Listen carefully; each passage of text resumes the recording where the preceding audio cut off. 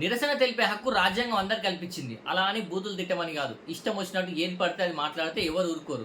రుచికా సింగ్ అనే అమ్మాయి అమాయకురాలు. ఆమె పైన ఎటువంటి చర్యలు తీసుకోవద్దు. ఆమె మాట్లాడిన భాష తప్పే కావచ్చు, కానీ ఆమె పైన ఎటువంటి క్రిమినల్ కేసులు పెట్టొద్దు అని చెప్పి ఇక సీజేపీ ప్రతినిధి సౌరవ్ దాస్ అంటున్నాడు.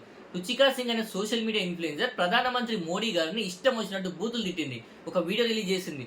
వీడియో వైరల్ అవ్వగానే ఇక మరొక వీడియో ఒకటి కంటే ఎక్కువ వీడియో రిలీజ్ చేసింది. దీన్ని బట్టి మనకు క్లియర్గా అర్థమైపోతుంది ఆమె కావాలనే వీడియో చేసిందని చెప్పి. ఇక దీంతో నోయిడా పోలీసులు అయితే ఆమె పైన ఎఫ్ఐఆర్ నమోదు చేసి 3 సెక్షన్ల కింద కేసు నమోదు చేశారు. దెబ్బకి ఫ్యామిలీతో సహా పారిపోయి. ఇక రుచికా సింగ్ కాదు, రియా ఆహిర్, శ్రద్ధా సింగ్ ఇలా దాదాపు చాలా మంది సోషల్ మీడియా ఇన్ఫ్లుయెన్సర్ ఇలాంటి పనులు చేశారు. శ్రద్ధా సింగ్ అయితే ఏకంగా ఆర్ఏఎఫ్ పోలీసులు వాళ్ళు వేసుకున్న యూనిఫామ్ బ్లూ కలర్ కావడంతో హార్పిక్ అడ్వర్టైజ్మెంట్ చేసి ఇక ఆర్మీని అవమానించింది. తర్వాత వీడియో డిలీట్ చేసి సారీ అని చెప్తుంది. అంటే చేసినంత చేసి సారీ చెప్తే సరిపోతుందా? ఇక్కడ స్టూడెంట్స్ మీద ఎవరు క్రిమినల్ కేసు పెట్టట్లేదు, స్టూడెంట్స్ ని ఎవరు బెదిరించట్లేదు కూడా. స్టూడెంట్స్ పేరు చెప్పి ఈ ప్రొటెస్ట్ లో అరాచకాలు చేసిన వారిని మాత్రం చట్టం ఎట్టి పరిస్థితుల్లో వదిలిపెట్టారు. ఎందుకంటే దీంట్లో దాదాపు 2000 మందికి పై క్రిమినల్స్ ఇన్వాల్వ్ అయ్యారు. మరి పేపర్ లీకేజ్ ఘటనలో ధర్మేంద్ర ప్రధాన్ గారిని రాజీనామా చేయాలి, ఎందుకంటే ఆయన బాధ్యత తీసుకోవాలని చెప్పి ఈ సీజేపీ వాళ్ళు అన్నారు. మరి ఈ సీజేపీ ప్రొటెస్ట్ చేస్తున్న సమయంలో చాలా మంది దీంట్లో ఆస్తులు ధ్వంసం చేశారు, ఎన్నో అరాచకాలు చేశారు. మరి వీళ్ళు కూడా మరి బాధ్యత తీసుకుంటారా?